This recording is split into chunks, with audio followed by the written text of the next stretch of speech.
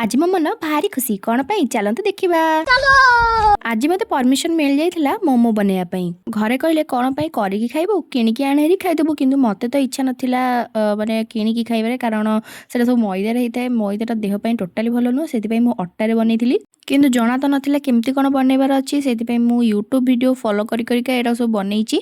Life रे fast time T experiment करिवारे कौन क्षति अछि आ भाग्य को सेदिन जुबू भी नाही घरे तो सेति मते सब किछि एका करिया को पडुतला तो सेदिन मो अवस्था पूरा बहुत खराब हो जाइथिला करी करिका। जो माने मोमो करथिबे से माने निहाती एक्सपीरियंस जानिथिबे केमिति।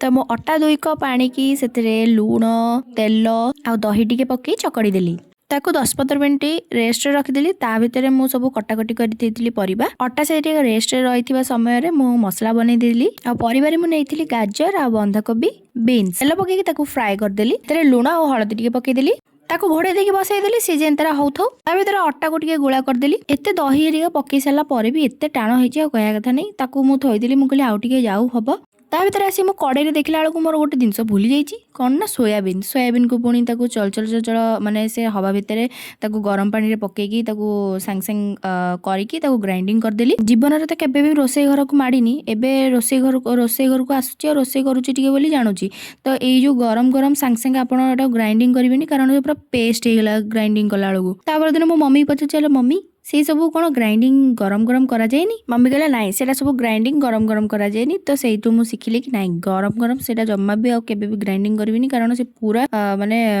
पेस्ट हे जाउची। तो तापर आसी देखिली कि से टिके सॉफ्ट हे आस्तिला तो अट्टा हाथ हेकी ताको आगो गुळा कर देली। आज फर्स्ट टाइम मोमो बनै जानि गली तो एटा जनकर काम न 2-3 जण न हेले कि 2 जण एटलिस्ट न हेले मोमो बनैबेनी भारी कष्ट जणे माने सब करिवाटा बहुत ही ज्यादा कष्ट हे गेला मते। आ जो गुळा करछि देखुना केडे केडे सब गुळा करछि सेटा आहुरी छोट छोट गुळा हबो एते तर्तर भितरे आ बड़ छोट गुळा आ देखिया कथा नै केमिति एडा सब बेली कि मु सारी भी से कथा सब भाबी भाबी ताको 1 बाय 1 सब बेली बेली चलीली एते कष्ट सब बेली बेली की ताको मोमोर शेप दे देली।